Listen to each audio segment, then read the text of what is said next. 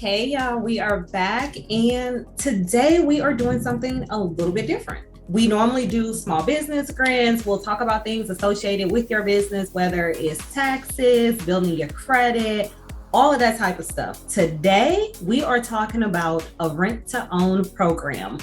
Of course, if you're new to the channel, welcome. If you get anything of value, beginning, middle, end, like, share, subscribe, comment, all of that goodness. I'm going to be paying attention to the chat. As always, I'm going to start off just by showing you all the Patreon. I put different resources in there. I also put different grants in there as well. And then I am going to start talking about this grant. Not grant, y'all. I'm so used to saying that we're talking about the rent to own program. So let's get into the qualifications because there's a lot of them.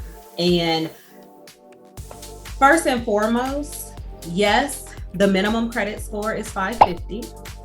The minimum annual income is $30,000 a year. And then also you need to have $3,000 in savings. Now, the $3,000 in savings is attached to the $30,000 in annual income. So the more income that you have, the more that you would need to have in savings, because then you would be eligible for a larger purchase amount. So remember, this is just baseline. And if you're looking at something, if your income is $30,000, because they do anything from $110,000 as far as finding a home, up to $500,000 depending on your location. Typically standard is $400,000 that they will go up to. I also want to add that you do not have to have a 550 credit score. You can have an 800 credit score and say, you know what? I'm tired of being, maxed out or bought out, etc., from different investors, because the beauty of this program is going to present itself as a cash offer. You close within 21 days and you have a 14-day due diligence period, which is really the bulk of your time. When you sign up for the program, they do a soft pull on your credit. So even if you have, if you have excellent credit, if you have not so good credit, it's not going to be a ding on your credit score, right? It's only going to be a soft pull so they can see what the numbers look like, and then they will create a budget for you. Once they figure out what your budget is, your savings / down payments will be 2 to 3% of that amount. Now, I'm not good at math, so just, if you get approved for $300,000, then whatever 2% of that or 3% of that, depending on, I'm pretty sure it's probably dependent on your credit profile and also dependent on your annual salary. So I'm pretty sure there's a lot of moving pieces for them to then determine what, amount of house you're going to get, and then what percentage you're going to have to put down, the type of home that you can get. So they are looking for homes in urban areas. So in the city, it cannot be a rural home, it cannot be a mobile home, and it cannot be a home that is older than the year 1978. And the exception for that is if it's been fully renovated, and then it's also on public utilities. That's the word. So it got to be on public utilities if it's older than 1978. Your debt to income has to be no more than 45%. So, look at your credit. These are things that I think you would know, right? If you're over 45%. You cannot be delinquent on any of your student loans. You cannot have any bankruptcies that have not been discharged within 6 to 12 months. So you can have a bankruptcy. Bankruptcy is not bad. They're just saying, so if it got discharged 3 months ago, then you need to wait a little bit longer and then come to the program. They do work with self-employed individuals. And of course, they work with first-time home buyers. You will need, let me make sure I got all this. Oh, they have an 80% success rate. And the program is for 12 to 24 months. So this is how it works. You would come to a realtor, myself, and You would email me your name, your email address, etc. I would then send you an invite to apply. And again, it's a soft pull. If you get approved, then we go to the next step. If they say, not yet, you will be put on their wait list, but they will then give you a list of everything that they need for you to do in order for you to be ready to move forward with the program.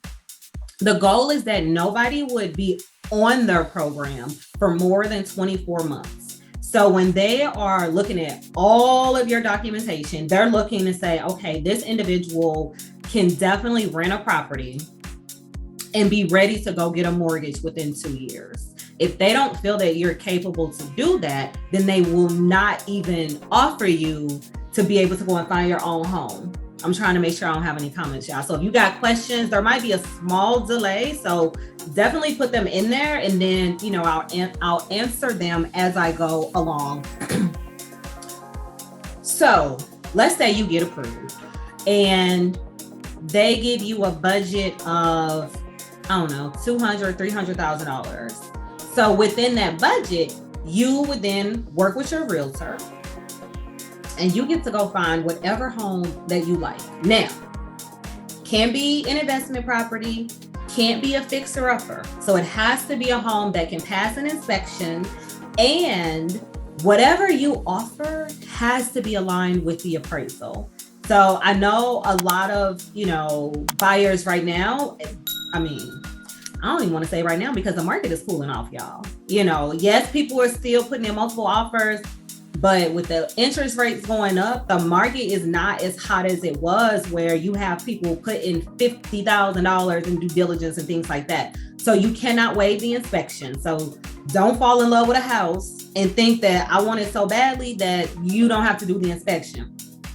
No. So when you go to the home with your realtor, both of you, specifically your realtor, needs to make sure that it is a home that can pass the inspection. Also, in order for them to make an offer on that piece of property, they must have your 2 to 3% earnest money. From a realtor's perspective, they're calling it a down payment, because what happens is if they have your money in hand, then they'll be ready to make that cash offer. A few other things that you can't have. You can't have any repossessions, recent repossessions. They keep saying 6 months, so I'm going to say 6 months. You also cannot have any current delinquencies on your credit. Now, I don't know what current means because that has not been fully explained. So current could mean, I don't know, since they've been using 6 months a lot. So maybe if it's been 2 years since you've missed a payment, I'm pretty sure they will be okay with that. But I think when they say new, maybe within the past 6 months would be a problem. You cannot have any recent evictions, housing issues, etc. Because again, their goal is to make sure that you will be eligible for not only a mortgage, but then you would also be able to pay your rent. Your rent will be market rate. However, they will have what they call a down payment budget. So with that budget, let's say the market rate where you're at is $1,000. They will look at how much money you originally put down. So when you got ready to make that offer, if they said you needed a minimum of $3,000, and let's say you put down $5,000, then your additional bucket of money would be less. But these are all hypothetical numbers. I don't know what these numbers look like because they're all they're specific to individuals and whatever their profiles look like. So if you have $1,500, $1,000 rent, they might say, okay, you need to pay an extra $300 because they're going to help you save for your down payment. So when you do get approved and you're ready to move out, you're not scrambling to come up with your down payment. And their goal is for you to be out in 2 years. Now, I did ask the question, what happens if it's more than 2 years? I think it all depends on what has been happening with the person, because you will have a credit coach or mentor along that 2 years. And their goal is to make sure that you stay on track in order to complete the program. You're probably thinking then, okay, what happens if I decide 3 months, 4 months, 5 months that I'm no longer interested in the program?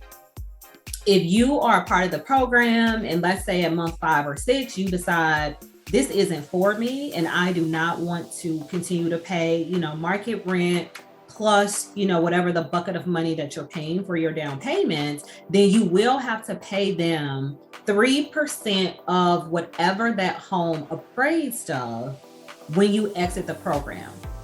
However, let's say your bucket of money is $1,000 that would have been going towards your down payment and you only owed them $500. They would take the $500 and then they would give you the $500 back. Also, you are able to customize your house, right? So if you get in that house, when we say customize now, you can't go in there and mess up the people's house until it's yours. But if you go in there and you decide that I want to put in a new kitchen, you can put in a new kitchen. If you decide that you want to change the paint color, you can do all of those things because again, in their mind, this is your home that they are temporarily holding for you. So keep that in mind as well. So if you go see a house that you and your realtor feels that, is going to pass the inspection, it's some cosmetic things that I don't like, it's a electric stove and I want a gas stove, or it's a white refrigerator and I want stainless steel. Definitely overlook those things if it's within budget for you to then be able to purchase those items. So you don't have to look for the perfect home thinking that you won't be able to make any adjustments. However, make sure that you are fully committed to the process before you put money into this property. And then for whatever reason, you no longer have the property, they get the property back, and now they have thousands of dollars of equity that you've now put into this home. Also, repairs. So if you're in the home and there's a repair that needs to happen, they will pay up to $200 in repairs. And then anything over that amount, you all would split 50-50. No. Am I saying that backwards? You pay up to $200. I did say that backwards. You would pay up to $200. Over $200, it would be split 50-50. So if it's $300 in repairs, you would be responsible for $250, and then they would chip in for the $50. So small repairs, you would be responsible for. You're responsible for all of the utilities. You're responsible for, the upkeep and all of that. This is your house that somebody is temporarily holding for you. And what I will say, this is probably, in my opinion, because I've seen a lot of rent-to-own deals. I'm going to say deals. I'm not going to say programs. I've seen a lot of rent-to-own deals that just go bad. You put up all this money up front and then you just lose it. But with this program, they genuinely want you to succeed. And the bucket of money stays your bucket of money, even if you decide to exit the program. Also, so on the flip side, at the beginning, I said, if you have 800 credit score, you are able, let's say you just want to put in a cash offer. But remember, you still have to do that 3%, right? So let's say I go buy a house tomorrow and then 2 weeks later, I get pre-approved, or I get approved rather, for a mortgage. I'm still going to have to pay them that 3% no matter when I exit the program. Also, the 3% is for the first year. So if you do the program for an entire 2 years, you're going to pay a total of 6%. But here's the key. So the first year, no matter when you leave the program, you pay 3%. The second year is going to be 0.75 each quarter until you hit the 3%. So you could leave in the first quarter of your second year, and then you would just be paying 3.75. Bonus about this is it's whatever the home appraised for when you purchased it. And we know home values are going up. So let's say you get a home for $300,000 And then by the time you are ready to get your own mortgage, it's valued at $400,000 or $500,000. You still only have to pay that 3 to 6% of that $300,000, which again, I say it kind of like it locks in the appraisal and is not the market value of the home. So that way you can properly budget, and then obviously they can better budget for the bucket of money that they're going to put aside for you in order to have your down payment. I think, foreclosures. I forgot to mention that. So with foreclosures, you have to be out of your foreclosure for at least a year. So even still, you don't have to wait 10 years, 5 years, 3 years, whatever. As long as you have not had your foreclosure and it's been a year since you've been foreclosed and you've done whatever needs to be done, you are then going to be eligible for this program. I want to make sure I have not missed anything aside from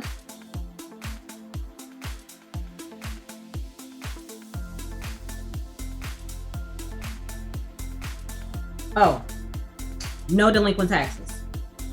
So you cannot have any delinquent federal or state taxes.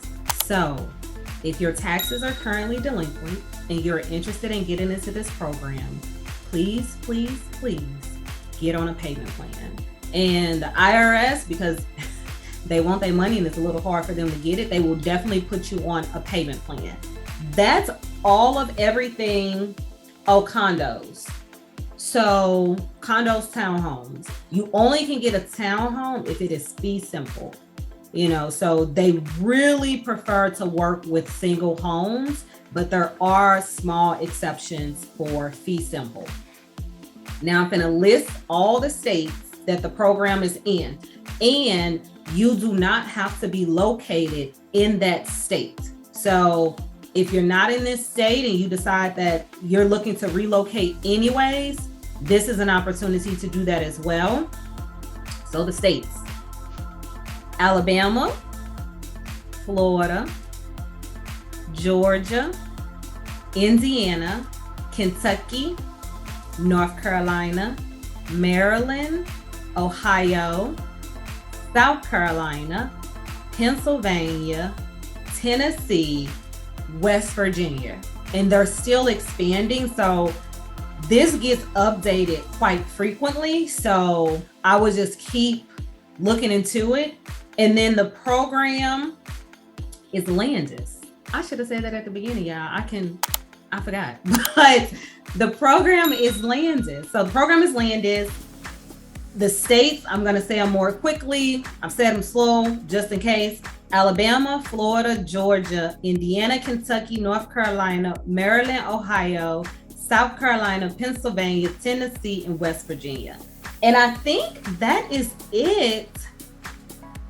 I want to make sure I didn't miss anything, but I mean, it's a pretty, so current on your credit accounts. You can have late payments, but as long as you got current, which we talked about,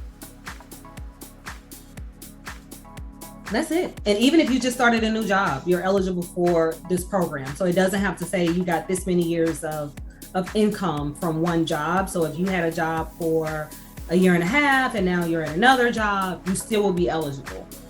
I'm going to wait a couple seconds and see if we have any questions. But if we don't have any questions, like I said, this program is pretty easy breezy.